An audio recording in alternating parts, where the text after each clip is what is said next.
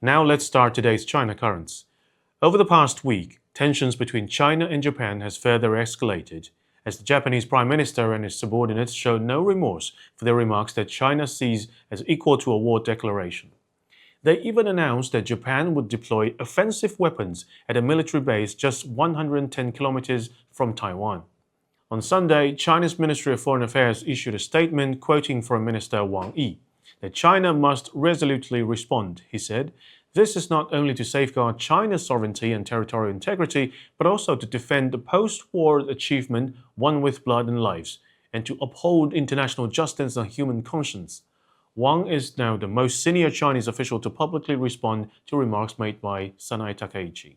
Amid tension over Japanese PM's comments, the PLA has tested combat readiness under real war conditions. The People's Liberation Army conducted live-fire drills simulating complex electromagnetic environments and unexpected contingencies, according to a social media post by the Navy's Political Work Department on Saturday. The exercises were carried out by a naval unit under the PLA's Eastern Theater Command, which oversees the Taiwan Strait. The Eastern Theater Command also released footage of the Type 05 amphibious assault vehicle on Thursday. Other theater commands have demonstrated their combat readiness. According to Beijing Daily, the Western, Central, and Southern Theater Commands, as well as the South and Central Air Forces and the South and North Sea Fleets, have recently released combat readiness videos.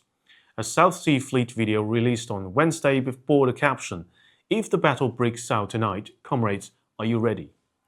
Despite China's outrage, Beijing is unlikely to initiate military action over a single statement from Japanese right-wing politicians, given its long-standing diplomatic caution and restraint. In an interview, Ding Yifan from the Development Research Center of the State Council said China has the strength to exert serious pressure on Japan.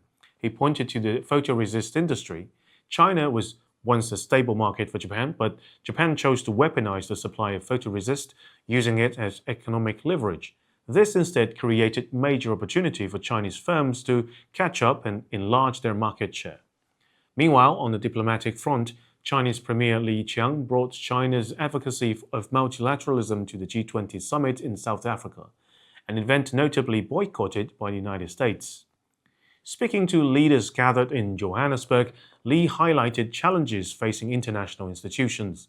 We have to advance with time and take the lead to uphold multilateralism in the face of governance difficulties, he said. Without naming the United States, Li said diverging interests and deficiencies in global cooperation mechanisms were major obstacles to unity. In the face of a weak global economic recovery, we must work together in solidarity, firmly uphold free trade and build an open world economy, Li said. And this is the first time Washington has failed to send a delegation to the annual summit of leaders from 19 major economies and the European Union. Earlier this month, President Donald Trump announced a boycott, accusing South Africa of persecuting Afrikaner farmers in what he called a white genocide, a claim vehemently denied by South African government. Even without attending, the US presence was felt, as many participating countries, including China, still face trade difficulties caused by tariffs imposed by Washington. In his speech, Li said the world must build a fairer and more open international trade and economic order and called for reforms of major Western-led international organizations. He added that developing nations should have a greater voice within these institutions. Moving to domestic developments, on Friday, China's 15th National Games concluded. This year's event featured 14,300 athletes, more than the London Olympic Games, representing 37 delegations, each competing for their home provinces. Many top athletes gave up commercial appearances or international championships to prepare, including tennis star Zheng Qingwen and swimming champion Siobhan Hui. In this highly competitive environment, the game produced 8 new world records, 13 Asian records, and 12 winning results that surpassed champion results of the Paris Olympics. China's influence is no longer confined to sports. It is also transforming the global tech race. The following section examines the growing global impact of Chinese AI talent. In the AI world, a long-run saying in the United States holds that if you don't speak Chinese, it's very hard to fully integrate into the AI community, as engineers switch to Chinese after work. From the group photo of Musk's Grok 3 team to the core staff list of ChatGPT, this saying appears increasingly credible. 2 new datasets from Western media gain underline China's deep reservoir of AI talent. China not only produces major advances domestically, but Chinese AI researchers are also a key force behind American AI development.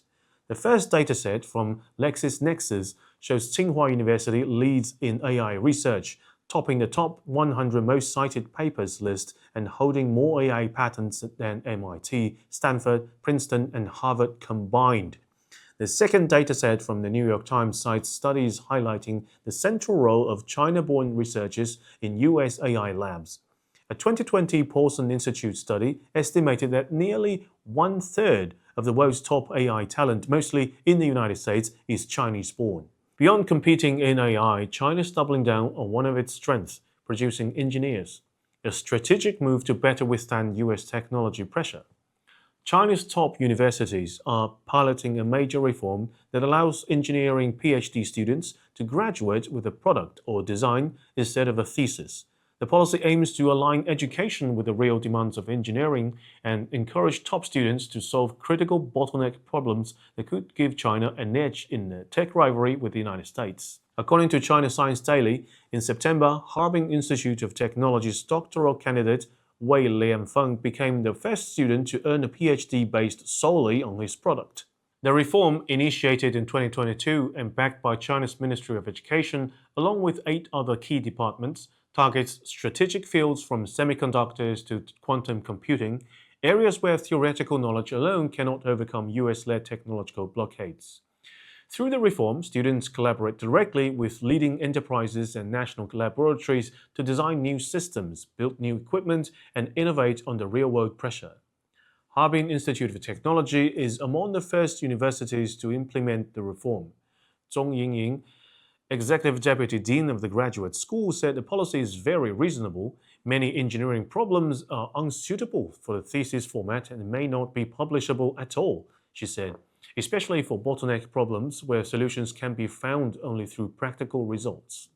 According to Tsinghua, in June, the initiative has enrolled more than 20,000 engineering graduate students involving 60 universities and over 100 enterprises.